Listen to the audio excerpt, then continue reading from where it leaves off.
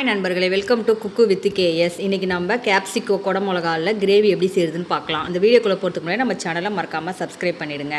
அதுக்கு வந்து oil 2 spoon ஊற்றிருக்கேன். ஆயில் சூடானதும் கடுகு போட்டுக்குங்க 1 ஸ்பூனு. கடுகு பொரிஞ்சதும் சீரகம் போட்டுக்குங்க 1 ஸ்பூனு.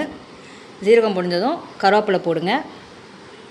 அதுக்கப்புறம் ஆனியன், அதாவது வெங்காயத்தை நீங்கள் போடுங்க. நான் 1 வெங்காயம், பெரிய வெங்காயம் போட்டிருக்கேன். நீங்கள் வேணும்னா 2 வெங்காயம் கூட ஆட் பண்ணிக்கோங்க. கிரேவி வேணும்னா கொஞ்சம் அதிகமாக.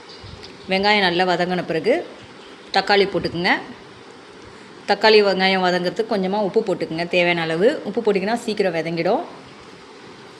இந்தளவு உப்பு போட்டு வதக்கின பிறகு நீங்கள் கட் பண்ணி வச்சுருக்க கேப்சிகோ விதையை எடுத்துகிட்டு வெறும் கேப்சிகோ மட்டும் கட் பண்ணி குட்டி குட்டியாக கட் பண்ணி வச்சதை கேப்சிகோவை அதில் போட்டு நல்லா வதக்கிங்க. இது ஓரளவுக்கு வதங்கின பிறகு மஞ்சத்தூள் 1 ஸ்பூன் போட்டுக்குங்க. மசாலா ஆட் பண்ணிக்கிங்க. மஞ்சத்தூள் போட்டு கொஞ்சம் நேரம் மூடி போட்டு வைங்க. அதுக்கப்புறமா எண்ணெய் பிரிஞ்சு வந்ததும் மசாலா போடுங்க. அதில் வந்து பார்த்திங்கன்னா மஞ்சத்தூளுக்கு அப்புறமா குழம்பு மிளகாத்தூள் 1 ஸ்பூனு, தனி மிளகாத்தூள் 1 ஸ்பூன் போட்டுக்குங்க.